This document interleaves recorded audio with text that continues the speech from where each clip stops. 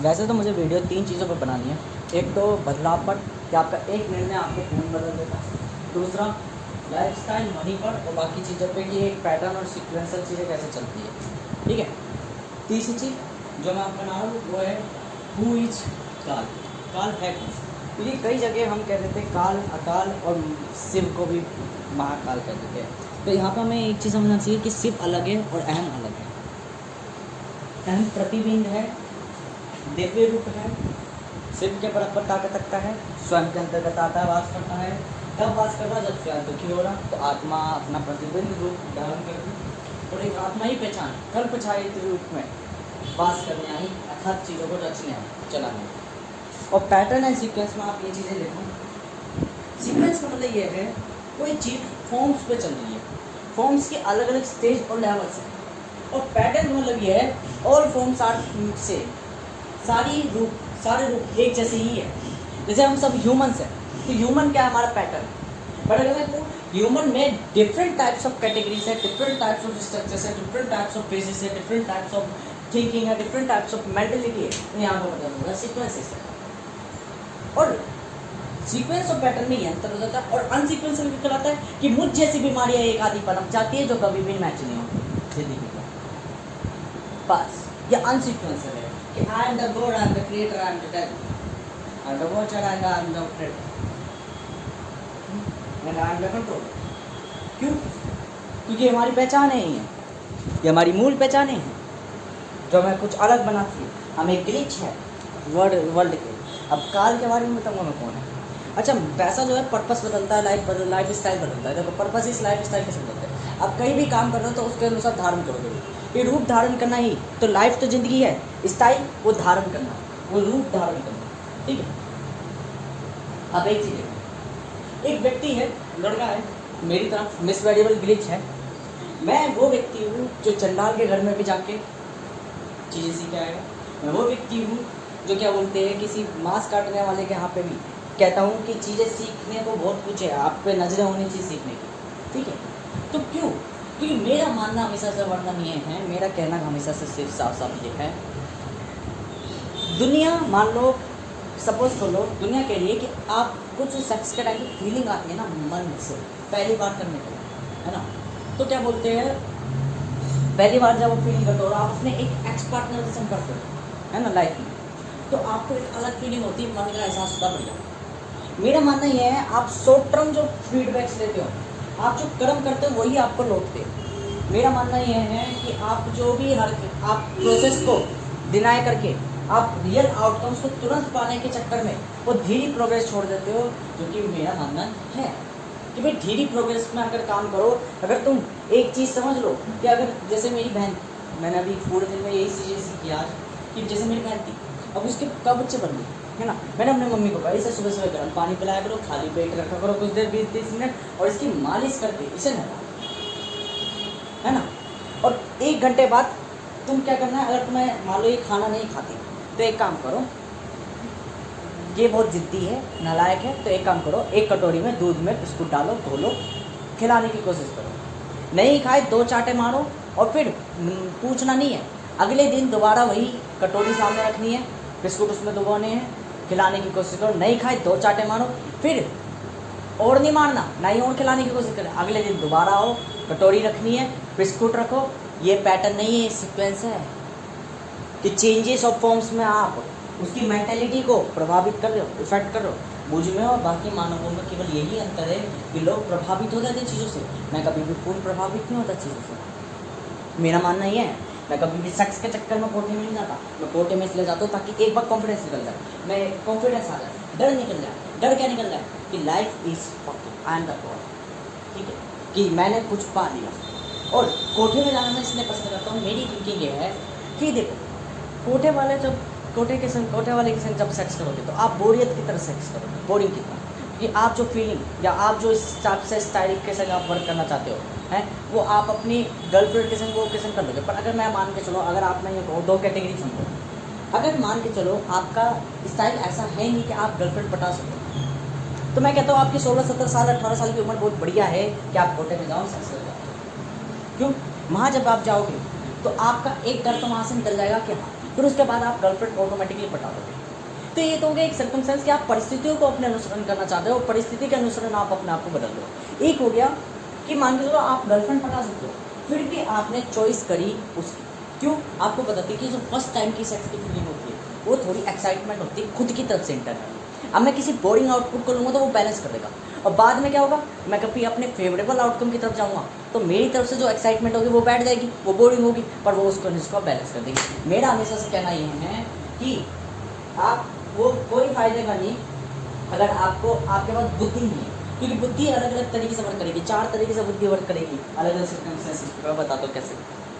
पहला, मान लो आपने एक ही बार में लार्ज अमाउंट ऑफ प्रॉफिट कमा लिया और पूरे 6 महीने 7 महीने 1 साल आप खाली रहोगे आप काम पे, ठीक है ना, आप पे एक ही बार में कोटा इकट्ठा हो गया। अगर आप उस चीज़ को सही तरीके से उसको निर्देशों के अनुसार इस्तेमाल नहीं करते, उसका प्रयोग बेहतर रूप से नहीं करते, जो कि बहुत कठिन और वो हो जाता है, तो आप उस धन को नष्ट कर दोगे, मतलब वो किसी काम का नहीं, आपने गलती कर दी, आपकी बुद्धि नष्ट हो चुकी है। या मेरा कहना यह है कि चलो अगर ऐसा नहीं है तो समांतर आय प्रतिदिन नॉर्मल रखे बैलेंस, कि आज कुछ कमा रहा हो, कल कुछ कमा रहा हो, आज कुछ कमा रहा हो, कुछ कमा रहा हो, एवरेज टाइम पे मेरा वो। और फिर मेरे को ये ध्यान रखना है जिस दिन मैं ज़्यादा कमा रहा हूँ उस दिन मैं यूटिलाइज कर लूँ, मतलब इस छोटे छोटे पल में, ठीक है। ये भी एक बुद्धि का तरीका है, सीक्वेंशियल चल रहा हूँ। फिर एक और हो गया तरीका भाई पैसे को मैनेज करने का, कि मान के चलो मेरी जो आय है बिल्कुल समान है, सेम है, सेम मतलब आज भी उतना कमा रहा हूँ, आज भी उतना करो, अभी कमा के चला हूँ, किसी दिन मैं ज़्यादा मेहनत कर दे रहा हूँ तो भी मैं उतना ही कमा दे रहा हूँ 700 रुपये, और किसी दिन मेरी दिन अच्छा चल रहा है मैं 700 कमा के अपना घर आ जा रहा हूँ, ठीक है ना। तो ये भी क्या है, बैलेंस। ये लाइफ मुझे सबसे ज़्यादा सस्टेनेबल लगती है, क्योंकि हकीकत में ना आप इसमें ज़्यादा की कोई वो कर रहे हैं, और ये बिल्कुल लाइफ स्टाइल है। और चौथी चीज़ क्या होगी, आप दीर्घकालिक समय में हमेशा ध्यान रखें, कोई भी संबंध क्यों ना हो, कोई भी संबंध, every type of relation have purpose, long term, मतलब रिटर्न देगा, दिस इज अ बिजनेस। आप अपने बच्चों को पाल लो, जब आपका बच्चा पैदा होगा आप यूँ सोचोगे कि मैं इस बच्चे को अपनी मर्जी अपनी खुशी के लिए पालूँ, पर आप यहाँ पे समझो एवोल्यूशन हमेशा दीर्घकालिक होता है, सेरोटोनिन वगैरह ये सब तभी रिलीज होते हैं, ये आपको वर्क लाइफ पर्पस देते हैं, अर्थात लाइफ को एज ए करियर स्टेबिलिटी देते हैं, ठीक है। ये आपको आपके अंत में, मैंने कहा ना, मृत्यु कौन चाहेगा, जिसका लगाव और कनेक्शन सबसे ज़्यादा होगा, तो ये कनेक्शन इतना मजबूत बना देते हैं कि डर पैदा हो जाता है। वेब के अंदर जब अंधेरा क्या है कि जब वेब इतना कॉम्प्लेक्स हो जाए तो उसकी बारीकी दिखनी बंद हो जाए, उसके अंदर का रहस्य दिखना बंद हो जाए, और भारी रूप में जो माया दिखे, फिर हमें उसके अंदर का रहस्य जानने में डर लगता है कि वास्तविकता। ये बिल्कुल ऐसी है कि हम कोई भी चुनौती है सामने से हमें फ़ोन में फ्रंट एंड में ये दिख रहा है कि भाई क्या बोलते हैं यूट्यूब का पैनल खुला है, यूट्यूब में वीडियो शो हो रही है वो, पर अगर हम उसकी बैक एंड की प्रोसेस देख ले किस तरीके से चल रही है तो हम कहेंगे यार ये कितनी जटिल है, कॉम्प्लेक्स है, क्योंकि आज से पहले हमने उसको फील ही नहीं करा था तुम, ठीक है। तो मैं यही कहना चाहता हूँ कि रियलिटी से हम दूर हो जाते हैं समझ से। और यहाँ पे भी यही चीज़ है कि जब आप एंड टू एंड आप ये देखोगे लॉन्ग टर्म में कोई भी रिलेशन क्यों ना हो, आप अपना बच्चा पाल रहे हो 20-25 साल 30 साल बाद जब लॉन्ग टर्म होगा वो भी एक व्यापारी संबंध या बिजनेस ही कहलाएगा था कि आपका बच्चा आपको कमा के देगा, रिटर्न देगा, नहीं भी दे तो वो कोई दिक्कत नहीं है। आपको पता है कि मैंने अपना पर्पसली वर्क करा, और यही लाइफ है कि लाइफ कभी भी प्रिडिक्टेबल नहीं होती, कि लाइफ में जरूरी नहीं कि आप नहीं हो, पर हाँ इतना जरूर है ये लाइफ सीक्वेंसल है और पैटर्नाइज्ड है, रिटर्न देगी जरूर, तुरंत ना दे, परिस्थिति बदल सकती है, हो सकता है कि आपका बच्चा आपको घर से बाहर निकाल दे, परंतु मैं ये जानता हूँ अगर आपने अपने बच्चे को पाला पोसा सब कुछ करा तो 2 पल की रोटी आपको आ जाएगी, या वरना आपके जाने का समय आ चुका, आप धरती से जाओ यहाँ से, आप अगले जन्म में उसी बच्चे के यहाँ पे पैदा होगे और फिर उसी बच्चे को उसी तरीके से कार्य करोगे जैसे आपने करे, जिसे कहते कर्म कर्म भोगना, ठीक है ना, कि हमारे किस जन्म के कर्म थे, हमारे कैसे कर्म थे, वैसा दुर्घटना और घटानी पड़ती है, क्योंकि ये सारे हमेशा ध्यान रखो प्रकृति का संबंध है व्यवहारिक संबंध। व्यवहारिक संबंध वो संबंध कहलाता है अगर किसी व्यक्ति ने प्रकृति के संग स्वार्थ लगाया तो प्रकृति उसके संग स्वार्थ रचाएगी, किसी व्यक्ति ने प्रकृति के संग अच्छा व्यवहार करा तो प्रकृति उसके संग अच्छा व्यवहार करेगी।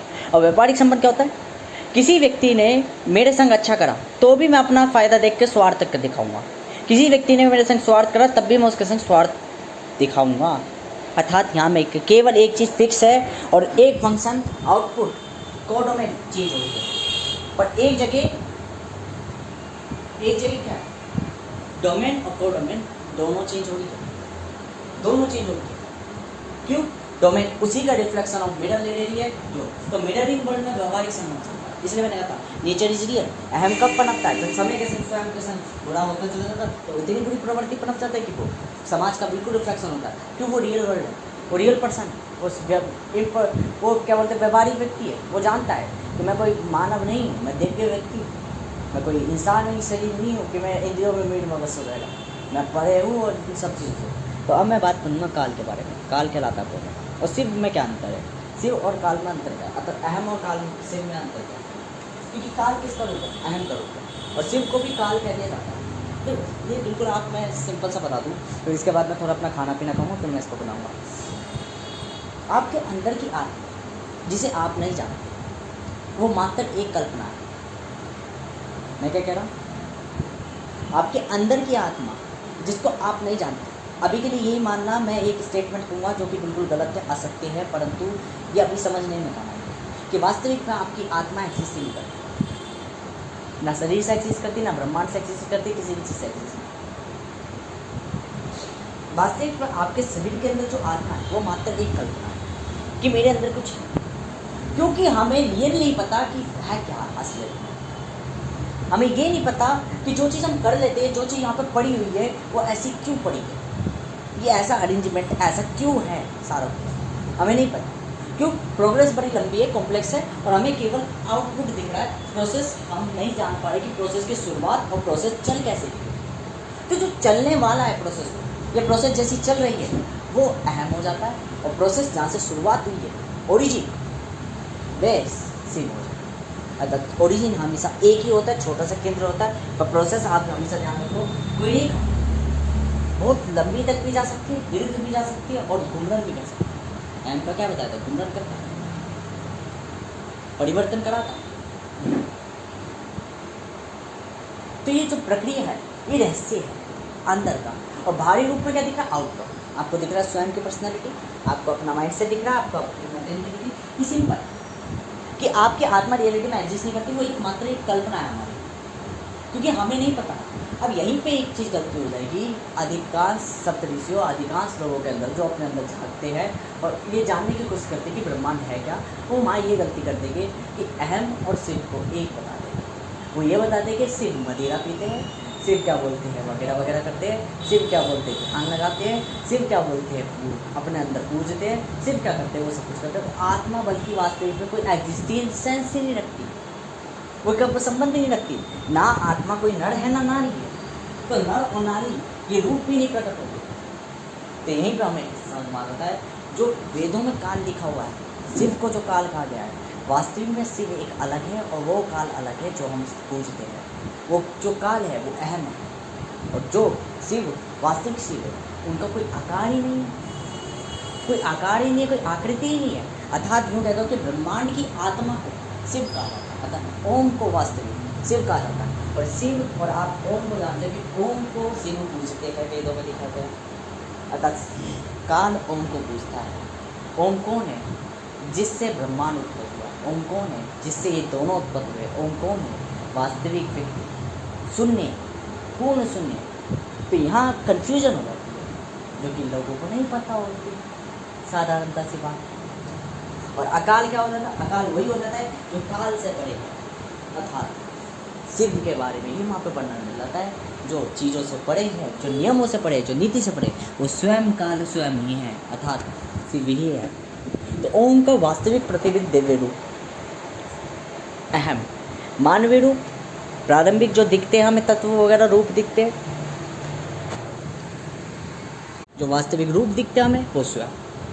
तो अहम स्वयं से माया बनी, पर मायाओं से परे बिल्कुल भी ताल्लुक रखने वाले शिव होते हैं, और मायाओं से खेलने वाले और मायाओं से ताल्लुक ना रखने वाले अहम होता है। मैं इसे रखने वाला इसलिए कह रहा हूँ क्योंकि ये स्वयं मैं हूँ, ठीक है, इसलिए मैं अपने आप को ये आइडेंटिटी नहीं दूँगा। पर जहाँ बात आती है शिव की, वो मैं नहीं हूँ स्वयं, केवल मैं नहीं हूँ।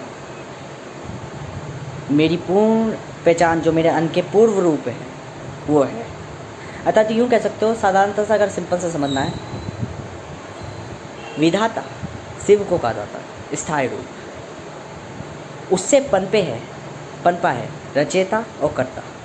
रचेता और कर्ता कैसे? जब कल्पना बुनी तो कल्पना के बाद मायाएं पनपने लग गई, और मायाओं में सबसे पहले कर्ता रचेता और कर्ता रचेता के साथ साथ अंत में नाथ पनपा, ये 4 रूप। तो नाथ कौन है? वो भी एक शिव ही है, पूर्ण शिव, एक शिव जो 2 रूपों में बदला, स्वयं और अहम में। स्वयं जो मानवीय था, मानवीय मतलब जो प्रभावित होता है, अहम जो प्रभावित नहीं होता। और ये दोनों के मिलन से, इन दोनों के समय बीतने के बाद ये जब पूर्ण योग्य होते हैं तो ये वापस शिव में परिवर्तित करते हैं। पर ये जो शिव होता है ये विनाश का कारक होता है। ये शिव पूर्ण शिव होता है, अर्थात सदा शिव होता है। और ये शिव ओम से ओमकार बन जाता है, अर्थात ओम से भी उच्च रूप चौरूपी बन जाता है। और वास्तविक में 3 मुखी शिव से चौमुखी रूप के बीच की एक गाथा है, स्वयं अहम सुनाते हैं पल पल। और वास्तविक में ये सारे के सारे चारों मिलकर कुछ नहीं, एक ही है, पंचरूपी, जिसे हम कहते थे वास्तविक नाम पे काल ब्रह्म उत्पतम। अब इसका मतलब ये नहीं है कि काल ब्रह्म नाम कोई व्यक्ति है, काल ब्रह्म नहीं, काल ब्रह्म उत्पतम। उत्पतम भी एक शब्द है, नाम है उसका भी, ठीक है, कि शिव से उत्पन्न हुए हैं काल और ब्रह्म। एक व्यक्ति है, उस व्यक्ति से 2 पर्सनैलिटी उत्पन्न हुई है, काल और ब्रह्म, अतः काल ब्रह्म उत्पतम। ये अपने आप में जो सेंटेंस लगते हैं, सेंटेंस नहीं है, नाम है ये, नमूनो।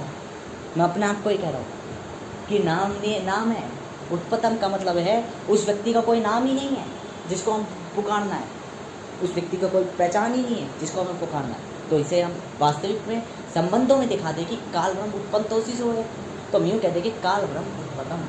उत्पतम जब दाल लगा तुम्हारा समझ में आ गया कि उससे पनपे है दोनों, और जिससे पनपे उसके बारे में हम बात कर रहे हैं। तो उसका ना तो कोई नाम है, ना कोई आकार है, ना कोई उसकी पहचान है, ना उसका कोई मूल्य है। तो हम उसको किसी भी चीज़ में हम परिभाषित नहीं कर सकते। तो हमने कहा ये वही परिभाषित फिर कैसे करें? तो हमें पता स्वयं अहम के लगते हैं वो, तो स्वयं अहम के लगते। इसलिए मैंने कहती आप जिसको पूछते हो, आप कभी शिव को पूछते नहीं, शिव को केवल मैं ही पूछता हूँ, क्योंकि मेरा ही पूर्ण रूप है और मेरे ही पूर्ण रूप है, तो मैं ही पूछूँगा केवल।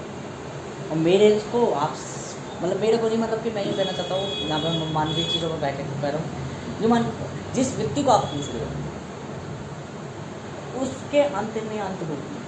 आप सारी जगह घूम के अगर मैं कहूँ तो आप प्रतिबिंबित को ही पूछते हो, वास्तविक शिव को ही पूछते हो। हमेशा मैं बताऊँ, आत्मा को ज़्यादा चीज़ तो नहीं जाता, आत्मा को स्वयं के अलावा किसी चीज़ से मतलब नहीं, आपके प्रतिबिंबित के अलावा प्रतिबिंब अहम को यानी जो आत्मा कहलाती है आपकी शारीरिक रूप में आती है। आप देखा है कभी व्यक्ति के प्राण चले तो आत्मा से श्राप देता है। आत्मा से श्राप मतलब अहम व्यक्ति अहम जागृत होता है। आत्मा अब भी नहीं है, आत्मा उसके भी अंदर है, और आत्मा उसके भी अंदर है। तो आत्मा कह दीजिए ताल्लुक न रखती किसी भी चीज़ से, वो कुछ भी नहीं रखती, क्योंकि उसके लिए जन्म और मृत्यु बिल्कुल ऐसे है जैसे कि गई हुई चीज़ें। आत्मा एक ऐसी है, जैसे लोग कहते हैं ना, कई ग्रंथों में लिखा होगा सप्तऋषियों ने, अब तो मुझे मुक्ति चाहिए, मैं बहुत जन्म ले चुका, मेरे इतने रूप हो चुके, मेरे इतने मैंने जीवन काल जिए, अर्थात मैंने इतने स्वयं पलटे हैं कि अब मैं बोर हो चुका हूँ, हे वो ईश्वर, हे परमेश्वर, मुझे मुक्ति दे। मैं ये बताऊँ, ये कौन मांग रहा है? ये अहम मांग रहा है, आत्मा नहीं मांग रही। क्योंकि आत्मा के लिए आप यूँ समझो कि साधारणतः से सब ये है, आत्मा जो है ना वो अनंत जन्म ले, अनंत काल तक जन्म ले, उसको कोई चीज़ प्रभावित ही नहीं कर सकती। कहने का ताल्लुक क्या, आप अनंत जन्मों तक लेकर भी उसी शांति को पाए रखोगे और वो शांति आपको कभी दुखी देगी ही नहीं। मतलब तात्पर्य क्या है कि आप अनंत कालों तक स्वयं परमेश्वर ही क्यों न रूप लेता रहे, वो कभी अपने जीवन से दुखी नहीं होगा उसकी पहचान से। मतलब वो किसी चीज़ से ताल्लुक ही नहीं रखता, वो ब्रह्मांड से ताल्लुक नहीं रखता, अनंत ब्रह्मांडों से ताल्लुक नहीं रखता, पर ब्रह्मांड से ताल्लुक नहीं रखता, अनंत ब्रह्मांडों से ताल्लुक नहीं रखता, अर्थात वो काल से भी ताल्लुक नहीं रखता। क्योंकि काल अपनी मृत्यु मांगता है, उसे मृत्यु नहीं मिलती, क्योंकि काल ही स्वयं मृत्यु है। मृत्यु स्वयं मृत्यु मांगती है, परंतु मृत्यु नहीं मिलती। और जो मृत्यु को ही मांगता ही नहीं है, कहता है ना मुझे कोई फर्क करता, ना मुझे कोई प्रभावित डालती। ये बिल्कुल ऐसे ही कॉम्प्लेक्स है जो मैंने आज सीखा, कि कल सीखा था, कि जब तक आप अगर यूँ भी सोचोगे मीठी मीठी सोच कि मैं सपनों में बेशक लड़की देख लूँ, तो आपके अंदर की हवस जागेगी। पर जिस समय आप ये सोचना ही बंद कर दोगे, फिर सोचोगे मुझे कसरत करनी है, तो आपका ध्यान एक जगह एकत्रित हो जाएगा, आपका कभी उधर ध्यान जाएगा ही नहीं। तो बिल्कुल ऐसे ही है कि बिल्कुल प्रभावितता सुनने के समान ये शिव का रूप है, और शिव के रूप को कभी कोई परिभाषित ही नहीं कर सकता। वास्तविक शिव है, यह भी सदा और जहाँ हमें पता चलती है कि सब चीज़ें ब्रह्मांड से अलग पनपी उन्हीं से है, तब हमें पता चलती है कि मैंने यही तो कही थी, शिव ने सृष्टि नहीं बनाई जो आप शिव को पूजो, सृष्टि मैंने बनाई है। हाँ, शिव केवल एक तत्व है जिसका मैंने प्रयोग करा है चीज़ें रचने में। शिव से चीज़ें बनी है, शिव सब में हैं, क्योंकि सब शरीर का उनका ही हिस्सा है, परंतु उनकी कोई कॉन्शियसनेस नहीं थी कि जो उन्होंने बना दी चीज़ें, बनाई मैंने ही है ये सारी चीज़ें। तो ये है काल, हुईज काल, यही है काल। काल, अकाल और शिव, महाकाल, इनमें अंतर क्या है? ये है। और जो शिव को प्राप्त कर ले, तो वो समझ जाओ वो अपने आप में ही समाप्त हो जाता है व्यक्ति, क्योंकि शिव को जो प्राप्त कर लेगा, हमेशा ध्यान रखना, अगर शिव से कोई वरदान भी आप मांग लो तो आप उस व्यक्ति से वरदान मांग रहे हो। पहली बात तो आपको जो वरदान दे के जाता है वो अहम दे के जाता है,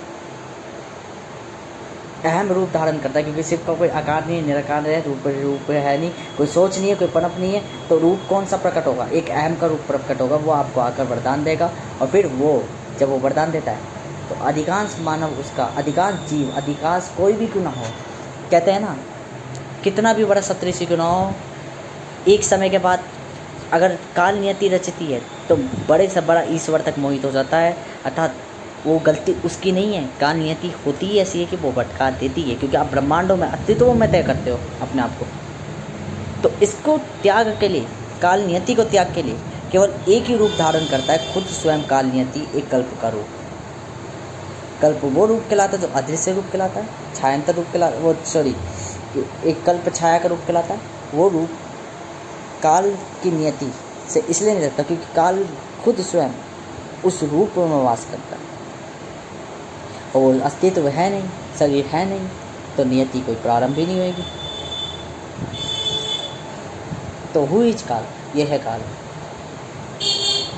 काल से अगर कोई भी कुछ मांगोगे तुम, तो एक हद के बाद आप अपना स्वयं का विनाश कर लोगे, स्वयं को समाप्त करोगे, क्योंकि उसका वरदान कभी भी टिका नहीं रहना चाहिए। वो चक्रण करता है नियम उसका, और नियम चक्रण करेगा तो वो चक्रण के संग तुम्हारी पहचान मिटा देगा।